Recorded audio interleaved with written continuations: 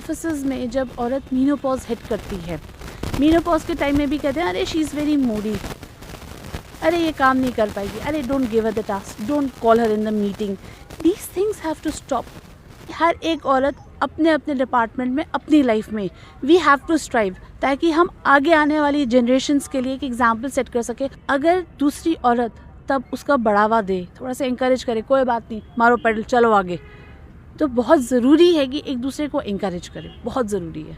Women's day 2024 का जो theme है वो है invest in women accelerate growth. मतलब अब दुनिया ने भी इस चीज़ को मान लिया है कि अगर आप औरतों पे इन्वेस्टमेंट करते हैं, अगर आप औरतों में इन्वेस्ट करते हैं तो जो ग्रोथ का रेट है वो बढ़ जाता है। जो चीज़ आपको शायद टाइम लगे मिलने में, लेकिन अगर वो औरतों को दी जाए तो औरतें जो है वो चीज़ें जल्दी अचीव कर लेती है। मेरे साथ एडवोकेट अना दुरानी मौजूद है, इनसे बातचीत करते हैं ना। सबसे पहले बहुत बहुत स्वागत है आपका। हाँ, थैंक यू मैम, आपका भी स्वागत है। And women's day, happy women's day. आपको भी हैप्पी वुमेंस डे। ना आपसे जानना चाहेंगे, इस बार का जो थीम है वो है कि invest in women accelerate growth. तो आपको लगता है कि दुनिया को एक्सेप्ट करने में टाइम लग गया कि औरतें जो है वो कुछ भी कर सकती हैं?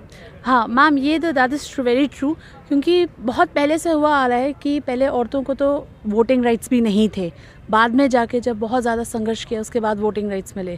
फिर उसके बाद काफ़ी जगह में डिस्क्रिमिनेशन था, जैसे फॉर एग्जांपल आर्मी में डिस्क्रिमिनेशन था जिसके लिए फ़िज़िकल स्ट्रेंथ चाहिए थी, राइट। अब क्या होता है, फॉर एग्जांपल अगर आप किसी एक पर्टिकुलर डिपार्टमेंट में रहना चाहते हो, आप ऐसी कंडीशंस रख देते हैं जिसके लिए विमेन सही नहीं होती है, जैसे पैरा फोर्सेस हैं उसमें विमेन नहीं हैं, तो आप ऐसा क्यों नहीं करते हैं कि स्कूल में आप जो गेम्स लड़कों के लिए रखते हैं वहीं आप लड़कियों के लिए रखिए। क्योंकि बचपन से ही अगर आप लड़कियों को बोलेंगे कि आप वीक हो, लड़के ज़्यादा स्ट्रॉन्ग है, लड़के ये नहीं करते, लड़कियां वो नहीं करती, तो कहीं ना कहीं आप उनको प्रोहिबिट कर रहे हो और डिस्क्रिमिनेट कर रहे हो। तो मुझे लगता है कि सबसे पहले ये पेरेंट्स एंड देन स्कूल, इनको बोलना चाहिए वो जो ब्लू है, पिंक है, ये ख़त्म कर दें।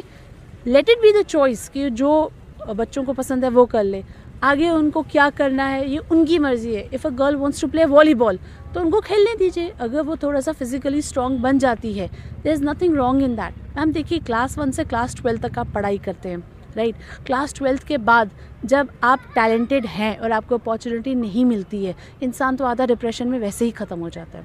दूसरा, अगर टैलेंट है और आपको अपॉर्चुनिटी मिलती है, लेकिन फिर जो ऑफिस पॉलिटिक्स होती है, नेपोटिज्म होता है, उसकी वजह से आप कहीं ना कहीं पीछे रह जाते हैं। और अगर हम एक डेटा में निकालें तो औरतों के साथ ये ज़्यादा हो रहा है। इन ऑफिस जब एक औरत है, जब वो अपने मैटरनल लीव के लिए जाती है और मैटरनल लीव से वापस आती है, तो बोला जाता है अरे हो सकता है ये काम अच्छे से ना कर पाए, इसको तो अपने बच्चे पे ध्यान देना है। तो डाउट आ जाता है। डाउट आ जाता है। क्यों डाउट आता है? क्योंकि अगर आप देखा जाए तो जितना प्रेशर एक औरत पे उतना प्रेशर आदमी पे भी है। मतलब इररिस्पेक्टिव ऑफ एनी कंडीशन की वो प्रेग्नेंट है और आदमी प्रेग्नेंट नहीं है, आदमी पे 100 चीज़ें अलग से प्रेशर है, घर का प्रेशर है, पढ़ाई का प्रेशर है, प्रेशर दोनों का सेम है, सिर्फ इंटेंसिटी थोड़ी सी अलग अलग है, राइट। अब उसके बाद एक और चीज़ होती है, ऑफिसेज में जब औरत मीनोपॉज हिट करती है, मीनोपॉज के टाइम में भी कहते हैं अरे शी इज़ वेरी मूडी, अरे ये काम नहीं कर पाएगी, अरे don't give her the task, don't call her in the meeting. These things have to stop, क्योंकि मूडी आदमी भी हो सकता है, मूडी कोई भी हो सकता है, मूड का it does not depend on menopause. हाँ ma'am, I would absolutely agree, equality आई है इसलिए क्योंकि संघर्ष हुआ है। अब मैं आपको अपने ही कोर्ट की बात बताती हूँ। I come from a very normal middle class background, right. मेरे ऊपर कोई गॉड फादर नहीं है, I am the first lawyer in the family. अगर मैं अपने लिए लड़ाई नहीं करूँगी तो आपको लगता है क्या मेरा सर्वाइवल रहेगा कोर्ट में? नहीं रहेगा, मेरे लिए बहुत मुश्किल होगा। I have to fight for my rights. ऐसे ही हर एक औरत अपने अपने डिपार्टमेंट में, अपनी लाइफ में वी हैव टू स्ट्राइव, ताकि हम आगे आने वाली जनरेशन्स के लिए एक एग्जाम्पल सेट कर सके और उनके लिए कुछ ना कुछ हेल्प कर सके। क्योंकि जो हमारे पीछे की औरतें थी उन्होंने हमारे लिए प्लेटफॉर्म सेट किया, अब हमारी ड्यूटी है कि हम आगे के लिए प्लेटफॉर्म सेट करें। आना, कितना ज़रूरी है कि एक औरत जो है एक दूसरी औरत को सपोर्ट करे, एक औरत जो है दूसरी औरत की वॉइस बने? Ma'am it's very important, believe me. हम जो कहते हैं ना कंपटीशन, मैं कहती हूँ आप हेल्दी कंपटीशन रखिए, बट बी अ क्वीन। आप एक दूसरे को सपोर्ट कीजिए। अगर दूसरी औरत तब उसका बढ़ावा दे, थोड़ा सा इंकरेज करे, कोई बात नहीं, मारो पेडल, चलो आगे, तो बहुत ज़रूरी है कि एक दूसरे को इंकरेज करें, बहुत ज़रूरी है। आपको क्या लगता है कि और क्या कुछ नई चीज़ें जो है इंट्रोड्यूस होनी चाहिए हमारी सोसाइटी में, ताकि जो वुमेन है वो और ज़्यादा एम्पावर्ड फील करे, उसे और ज़्यादा बूस्ट जो है वो मिले? मैम, इसमें मेरी तो आर्टिकल 21 की लड़ाई है बस। लेकिन मैं सबसे पहले कहूँगी एजुकेशन। जो आप पैसा खर्च करते हैं एक बेटी की शादी पे, आप वो भूल जाइए। शादी is not very important, it's part 2, that is her own choice. आप अपना पैसा खर्च कीजिए बच्चे की एजुकेशन पे, गिव अ द बेस्ट। अगर आप मैं कहती हूँ चाहे लड़का हो चाहे लड़की हो, अगर आप बचपन से ही जेंडर डिस्क्रिमिनेशन करेंगे ना, तुम लड़की हो तुम ये नहीं कर सकती, तुम लड़का हो तुम वो नहीं कर सकते, तो दिमाग में चीज़ें बैठ जाती हैं और ये डिस्क्रिमिनेशन फिर पूरी ज़िंदगी बैठी रहती है। क्योंकि हमें घर पे ही उनको इक्वली घर पे ही आपको इक्वली ट्रीट करना है और घर से ही आपको सिखाना है कि you have to respect everyone, irrespective of चाहे वो लड़का है चाहे लड़की है। अगर मैं लड़की हूँ मुझे एक लड़के को रिस्पेक्ट करना है, लड़का है मुझे एक लड़की को रिस्पेक्ट करना है। जब हम ये ह्यूमन रिस्पेक्ट्स ह्यूमन, जब हम ये फंडा ले आएंगे ना, तो शायद वो विमेन, मेन, ट्रांसजेंडर्स, बाकी के जेंडर्स, उनके लिए रिस्पेक्ट वो ख़त्म हो जाएगा।